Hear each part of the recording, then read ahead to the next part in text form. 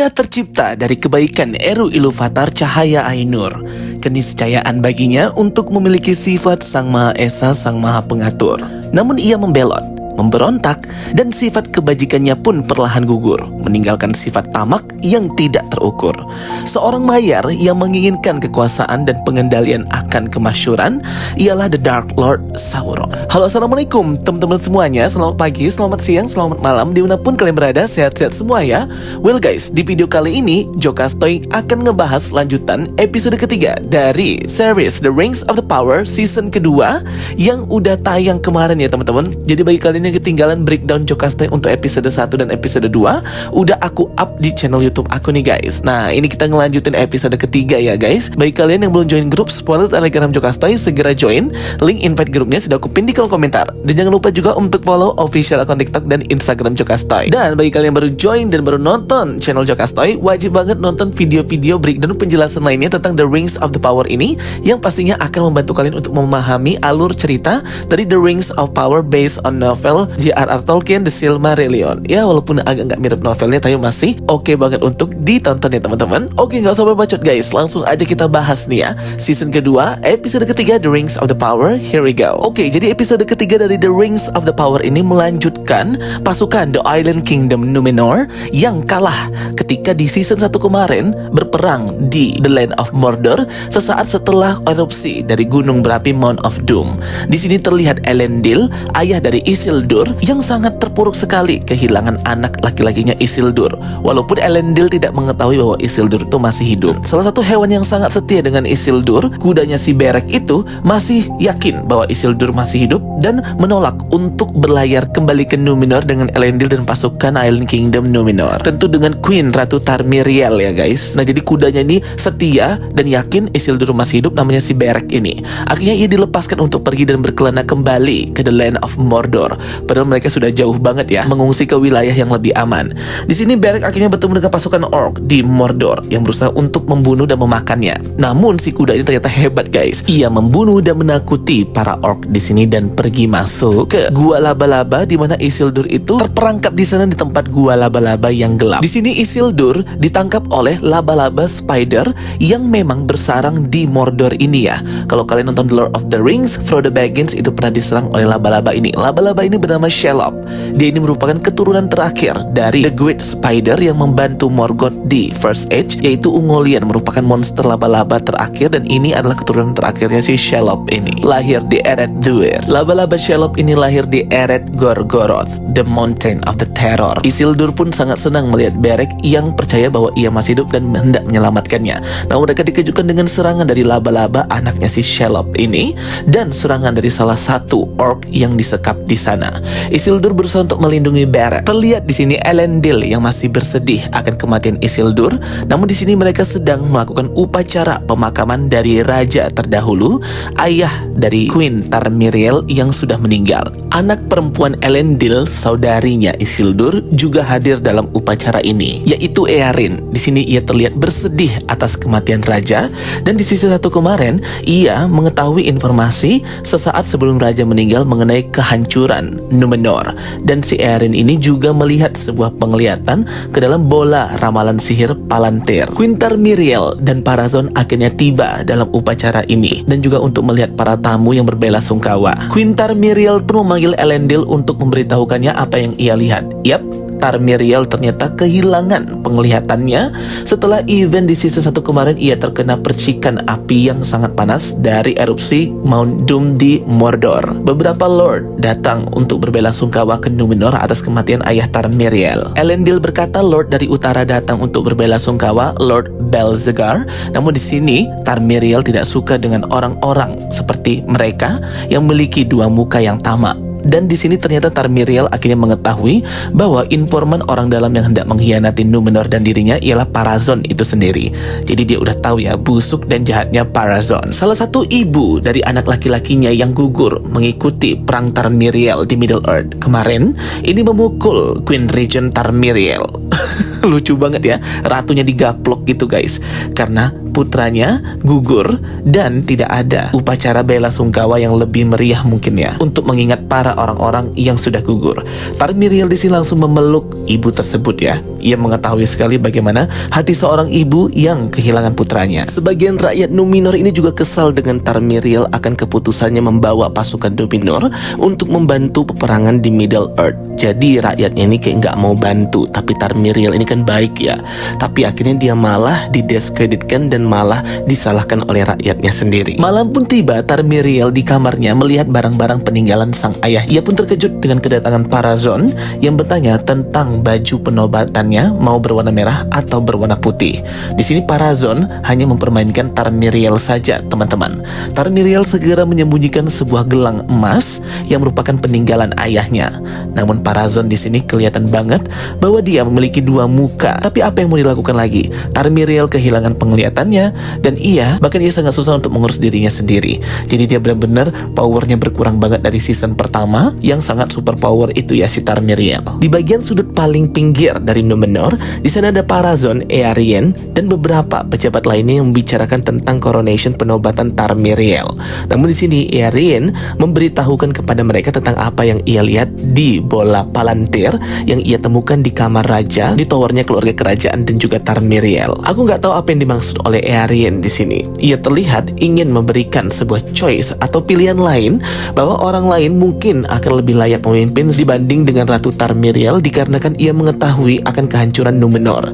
Melihat keadaan Tarmiriel, pasti itu tidak akan bisa memimpin kerajaannya dengan keadaan yang buta itu si Tarmiriel. Eärien di sini sudah menunjukkan bahwa dia ini adalah sang pengkhianat, guys. Bukannya malah memberitahukan apa yang diucapkan oleh raja atau ayahnya Tarmiriel ke Tarmiriel, dia malah mengutarakan apa yang diucapkan itu kepada Parazon. Terlihat di sini Eärien adalah pengkhianat pertama ya. Ketika mereka membicarakan tentang Queen Tarmiriel, Belandil, sahabatnya Isildur yang ikut ke medan tempur, itu memperingatkan mereka semua untuk tidak menjelek-jelekan Queen Tarmiriel. Eärien di sini sepertinya sudah memilih circle-nya sendiri gitu ya teman-teman, berbeda dengan Isildur dan ayahnya Elendil. Terlihat di sini Parazon sangat tertarik dengan apa yang dikatakan oleh Eärien karena ini bisa menjadi salah satu alasannya untuk merebut tahta dari Tarmiriel. Tarmiriel pun menggunakan gelang emas ayahnya untuk melihat bola ramalan sihir Palantir, tetapi udah nggak ada bola itu ya.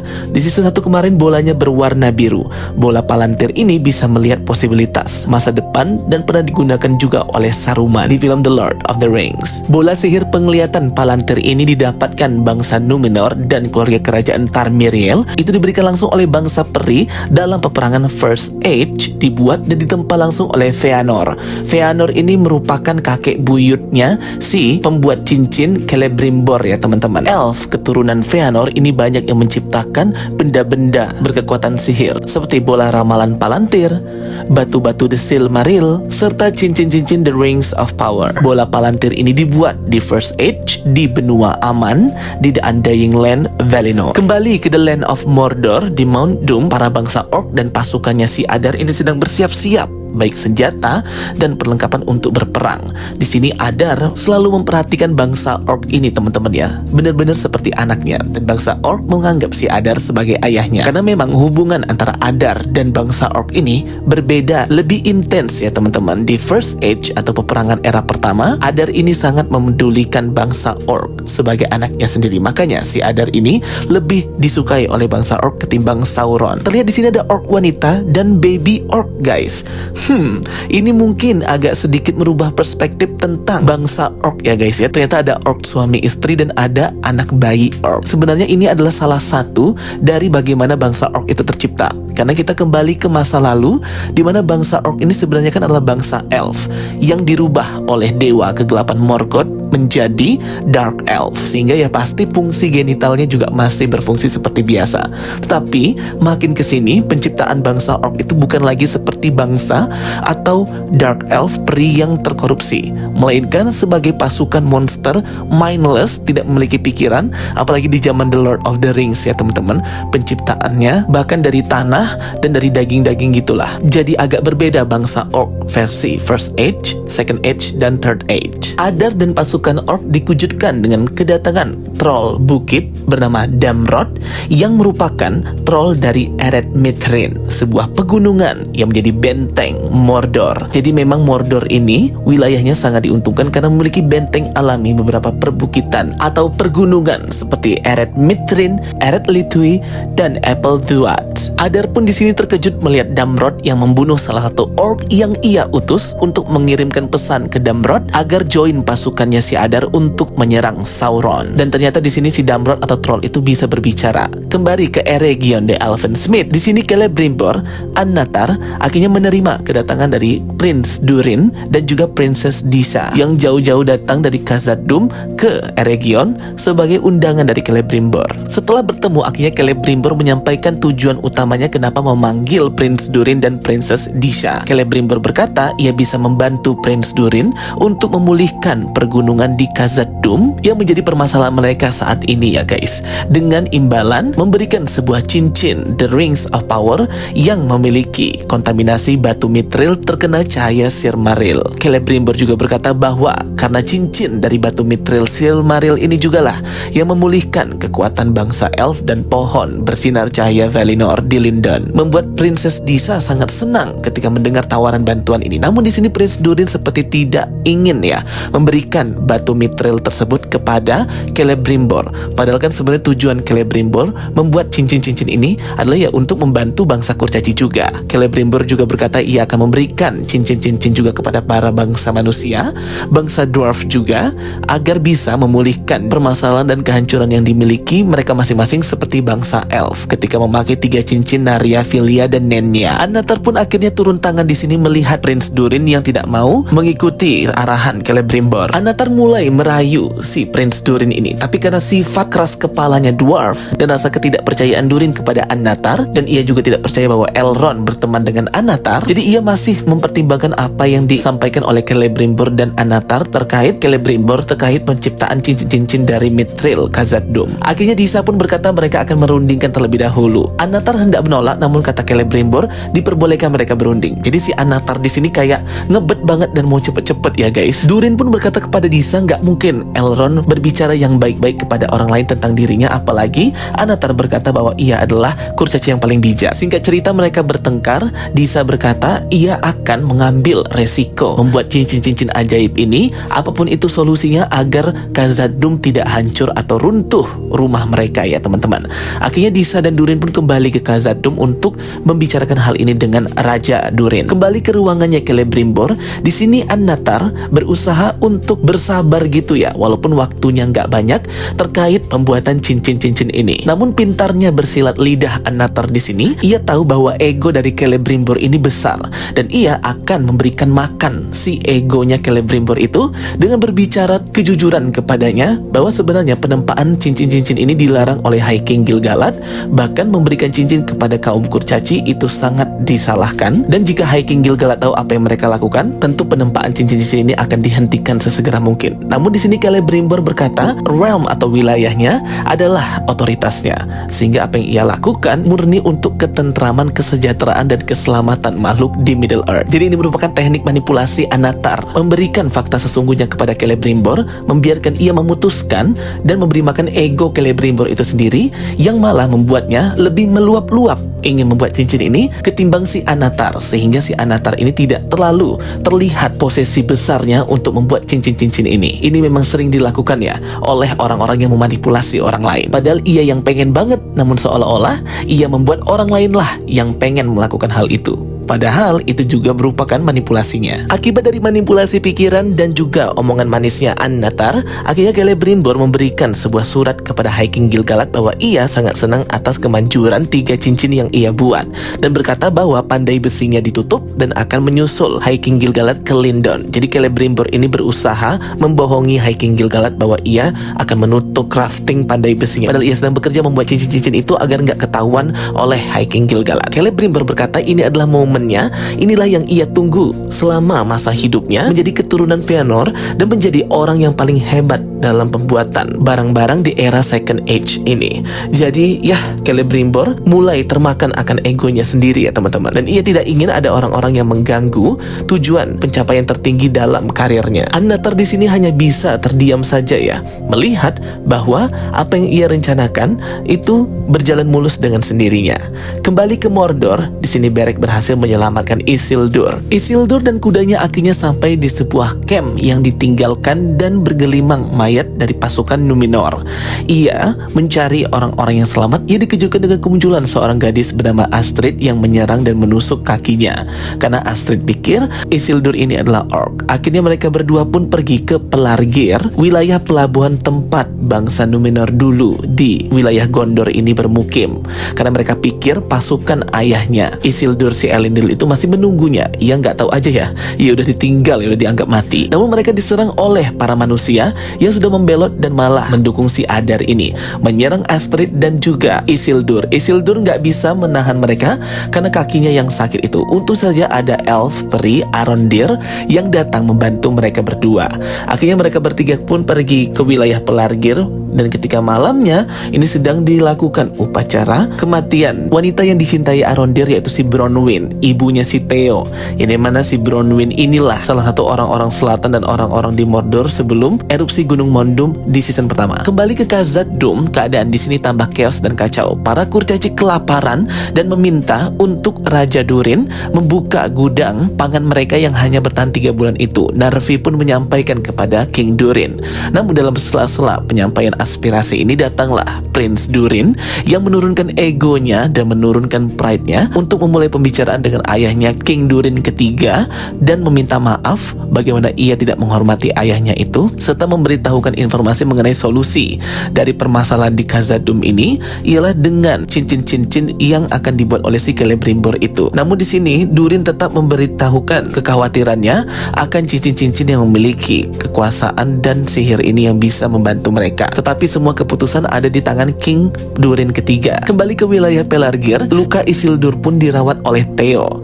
Arondir masih bersedih dan berkabung atas kematian Bronwyn dan gagalnya ia mengalahkan pasukan Adar, melindungi orang-orang selatan dan ibunya Theo. Jadi penduduk selatan yang selamat dari bangsa Orc dan Mordor kemarin di season pertama itu membuat sebuah wilayah ini hidup lagi ya. Pelargir, sebuah tempat di samping pelabuhan untuk menjadi tempat mereka tinggal. Theo dan Arondir mengambil air di sini dan berbincang-bincang mengenai kota elf di zaman First Age Beleriand. Yang dimana Beleriand ini merupakan kontinen atau benua terbesar untuk bangsa elf di zaman First Age, sebelum akhirnya hancur dan tenggelam ke dasar laut dikarenakan peperangan antara bangsa Middle Earth dan Dewa-Dewi Valar melawan Dewa Kegelapan Morgoth atau Melkor. Rasa amarah dan dendam Arondir, tempat tinggal dan lahirnya Beleriand yang hancur dan tenggelam ke dasar laut itu tidak akan pernah bisa hilang dalam hatinya. Ia memperingatkan kepada Theo bahwa rasa dendam dan rasa amarah itu gak akan pernah bisa hilang dalam diri kita, hanya bisa diredam saja.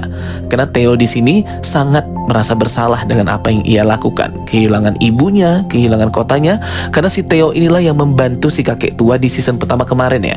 Jadi di sini mungkin dia merasa bersalah banget dan mengetahui bahwa semua yang apa yang ia lakukan adalah kesalahan. Dengan membantu si kakek tua jahat dan juga para anggota Orc ini mengaktifkan kembali Mount Doom di the Land of Mordor. Isildur pun berbincang-bincang malamnya dengan si Astrid atau si cewek ini, yang ternyata dia ini sebenarnya mata-mata dan pengikut si Adar. Isildur dan Theo berusaha untuk menyelamatkan dan mengambil kudanya Isildur si Beric itu dari tangan orang-orangnya Adar ini yang membelot ya. Namun ternyata ada serangan yang tak terduga membuat Theo tertangkap. Isildur pun segera pergi kembali menyelamatkan Theo dengan kudanya si Beric itu. Kembali ke Island Kingdom Numenor, hari penobatan Queen Tarmiriel menjadi Ratu Numenor pun tiba. Ia memakai baju kebanggaan berwarna putih ayahnya. Ketika Tarmiriel hendak dimahkotai, para penduduk berteriak ratu pendusta dan menginginkan ia untuk turun ya.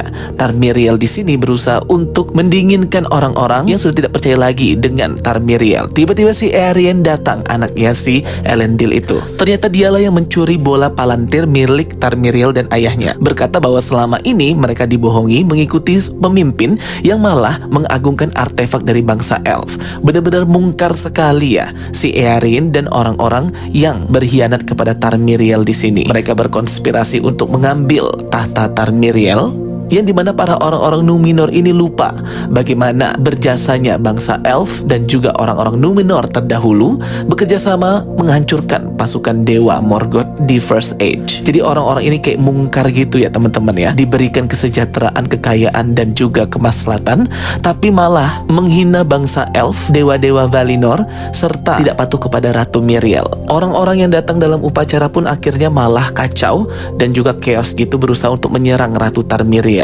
Elendil berusaha untuk melindungi Miriel namun gagal karena saking banyaknya orang-orang yang ingin dia turun tahta. Si Tarmiriel juga nggak bisa ngapa-ngapain, orang dia udah buta juga ya guys, dan dia juga kayak udah nggak yakin lagi dengan kekuatannya, kayak udah nggak ada semangat lagi sih si Tarmiriel ini. Jadi nggak salah juga sih kalau ternyata tahta dia tuh kayak diambil, direbut gitu. Tiba-tiba mereka semua terdiam mendengar suara elang The Great Eagle yang merupakan elang dari raja dan pemimpin dewa-dewi Valar, yaitu Dewa Manwë, mengirimkan The Great Eagle untuk menghadiri koronasinya si Tarmiriel ini. Orang-orang kayak salah tangkap gitu ya, padahal Great Eagle itu ingin memberkati si Tarmiriel. Tetapi si Great Eagle-nya malah tidak menyerang si Parazon juga. Parazon menggunakan kesempatan ini untuk memperlihatkan bahwa seolah-olah The Great Eagle itu lebih memilih si Parazon daripada Tarmiriel. Akhirnya orang-orang pun semuanya setuju bahwa Tarmiriel harus turun dari tahta, sehingga sepupunya si Parazon saja yang menjadi raja selanjutnya. Bener-bener ya, ini tuh scene-nya kayak aneh banget. Ngapain juga itu Great Eagle-nya malah datang terus pergi gitu aja ya guys. Harusnya kalau dia tidak memberkati Parazon, ia menyerang Parazon. Tapi di sini membuat orang salah tafsir gitu, dikira mau memberkati Parazon. Alhasil orang-orang pun menyerukan nama Parazon yang dikira diberkati oleh The Great Eagle Dewa Manwë. Bagi kalian yang nggak tahu, The Great Eagles atau Eagles of the Manwë ini adalah being atau makhluk yang dikendalikan oleh The Kings of the Valar, pemimpin dewa-dewi Valar, yaitu Dewa Manwë, di mana The Great Eagle ini adalah sebagai messenger, penyebar pesannya, dan spies, mata-mata dari Dewa Manwë untuk melihat Arda. The Great Eagles ini juga lah yang membantu Dewa Manwë dan dewa-dewi Valar lainnya dalam peperangan di First Age melawan naga-naganya si Morgoth. The Great Eagle zaman First Age dan Second Age yang dikendalikan oleh Dewa Manwë adalah The Great Eagle Torondor, yang merupakan the king of the Great Eagles. Sedangkan di keturunannya di Third Age pada film The Lord of the Rings dan Hobbit itu adalah The Great Eagle Gwaihir. Jadi The Great Eagles ini diundang kemarin untuk coronationnya si Tarmiriel dan juga memberkatinya. Tetapi terlihat di sini bahwa The Great Eagles-nya malah tidak suka ya ketika Parazon mendekatinya, tapi tidak ditunjukkannya sehingga menimbulkan kesalahpahaman bagi orang-orang itu guys. The Great Eagles ini juga sering banget membantu dalam perjalanan misi para Hobbit di film The Lord of the Rings dan The Hobbit itu ya, sehingga The Great Eagles ini benar-benar baik banget pertolongan dari Dewa Manwë. Tarmiriel pun akhirnya turun dari tahta. Di luar Nurul banget ya, ternyata anak perempuannya Elendil Eärien itu juga berkonspirasi untuk mengambil tahta Tarmiriel. Goblok banget. Jadi wajar aja ya bahwa dewa-dewi Valar itu murka dengan orang-orang Numenor ini guys. Ya, lihat aja kelakuannya seperti itu. Kembali ke Eregion, di sini Annatar bersama dengan Celebrimbor mempersiapkan penempaan cincin para dwarf dan kurcaci. Yang dimana ternyata di sini Raja Durin ketiga menyetujui semua apa yang dipersyaratkan oleh Celebrimbor dan Annatar. Membutuhkan research atau batu mithril untuk pembuatan dari cincin para dwarf ini. Raja Durin ketiga lah yang langsung membawakan batu mithril itu kepada Celebrimbor. Mereka udah nggak ada pilihan lagi ya. Mereka nggak mau Khazad-dûm hancur. Celebrimbor mengambil batu mithril dengan cahaya Silmaril itu dari kotak yang dibawa oleh Raja Durin ketiga. Namun segera Annatar mengambil batu itu biar dia yang mencelupkan langsung pada proses pembuatan cincinnya. Nah disinilah Annatar itu memasukkan kekuatan jahatnya ke batu mithril ya teman-teman. Sedangkan di penciptaan cincin para elf.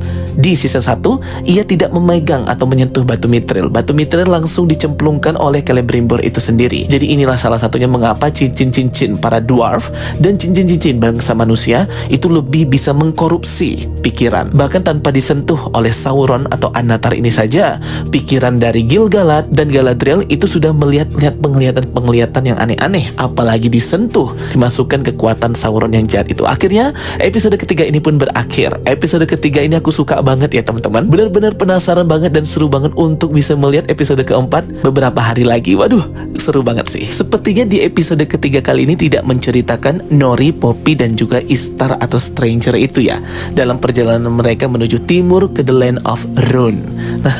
Jadi mungkin kita akan melihat mereka lagi nanti di episode keempat teman-teman. Jadi tetap bersabar ya guys. Oke guys, itu dia ya review breakdown Jocasta episode ketiga The Rings of the Power season kedua ini. Makin seru, makin suka banget aku guys. Jujur sih season ketiga ini menurut aku lebih oke dan lebih bagus ketimbang season pertama. Percakapannya itu lebih intens dan lebih indah, serta lebih menggambarkan situasi apa yang terjadi di Arda atau Middle Earth pada waktu itu guys. Cakep banget. Oke teman-teman semuanya, thank you for watching my videos. Don't forget to like and subscribe. Ketemu lagi di video aku berikutnya. Bye bye and see you next time.